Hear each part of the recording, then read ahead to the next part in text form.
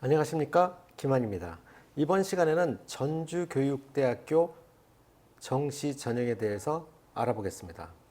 자, 올해 2022학년도는 작년과 달리 문이과 통합 처음으로 시행되는 전형이죠. 자, 그렇기 때문에 여러분들이 혼란이 많이 있을 것이라고 알고 있습니다.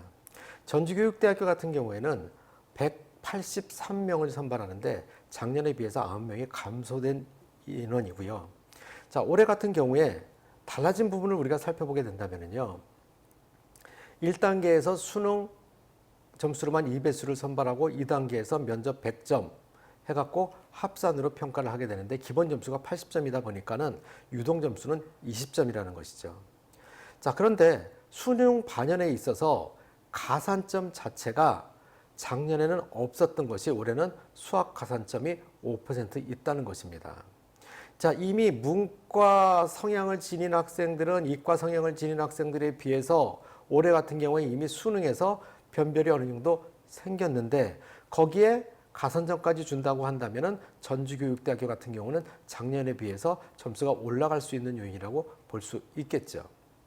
또 반영하는 방법에 있어서 작년 같은 경우는 국어는 표준 점수로 나머지 부분은 과목은 100분위 점수로 해가지고 혼합 합산을 했었던 학교인데 올해 다 100분위로 바뀌었습니다. 자, 이 부분에서 여러분들이 생각해 보면 작년 같은 경우에 전주교육대학교의 그냥 합격 점수를 100분위 점수로 환산해 보면요. 과목당 평균 점수가 87에서 88 정도 될 수 있는데 자, 이 부분에서 여러분들이 올해는 더 올라갈 것이냐 내려갈 것이냐를 여러분들이 한번 생각해 보시기 바랍니다.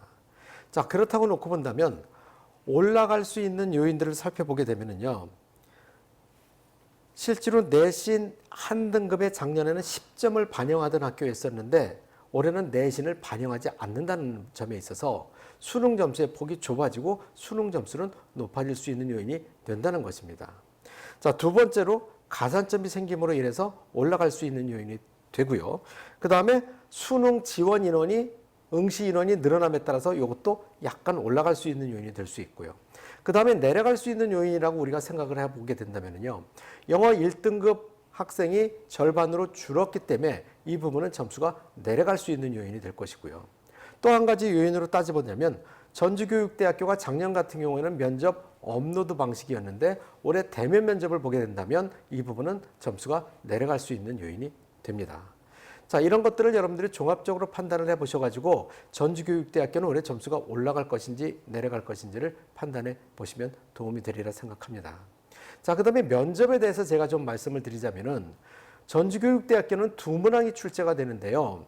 물론 유동 점수는 20점밖에 안 되지만 변별력의 점수는 작년에 업로드 방식에 대한 것들은 여러분들이 변별력이 없었지만 재반영 점수를 보게 된다면 실제로 전주교육대학교 수능 점수의 유동폭과 면접에서 유동 점수의 폭을 보면 정말로 무시할 수 없는 점수라는 것이죠.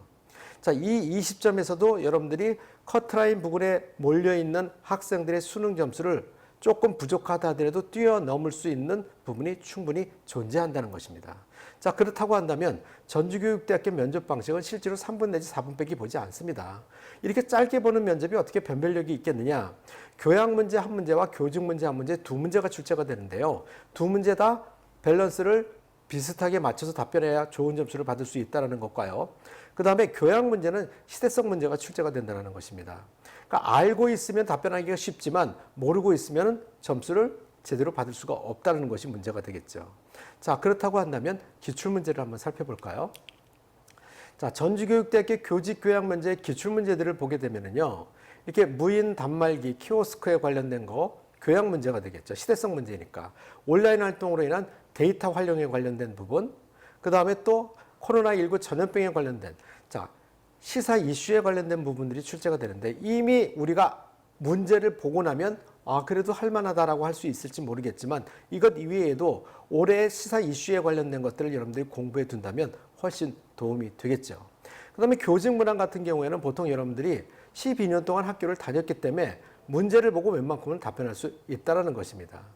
자, 학교폭력에 관련된 거 올해 같은 경우는 학교폭력 무관용 정책을 사용하고 우리는 적용하고 있다는 것들 여러분들 염두에 두시기 바라고요.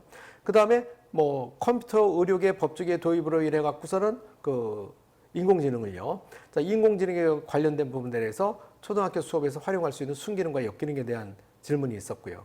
자, 근데 학령 인구 감소에 인해서 이런 현상이 교육에서 미치는 긍정적인가 부정적인 영향, 이런 것들이 교육 이슈, 다시 말하자면 전주교육대학교는 시사 이슈에 관련된 것이 한 문제, 교육 이슈에 관련된 문제가 한 문제, 두 문제가 출제가 된다.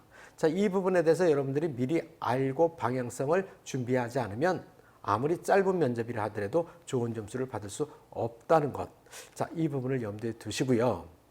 자, 전체적으로는 전주교육대학교의 인원, 지원 인원이 응시 모집 인원이 늘어날 것인지에 대해서 여러분들 한번 생각해 보시기 바랍니다.